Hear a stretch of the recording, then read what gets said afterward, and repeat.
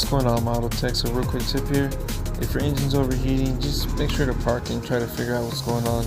Might be something simple and you don't have to worry about damaging anything else that's more complex. In this case, it was an AC condenser fan that was failing. So I went ahead and just took the two 10mm bolts that it has up top, the connector down here at the bottom,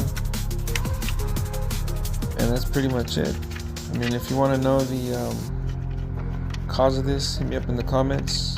I'll post another video to show you how I went into the process of diagnosing this. Yeah man, I appreciate it. Like, subscribe. Until the next one.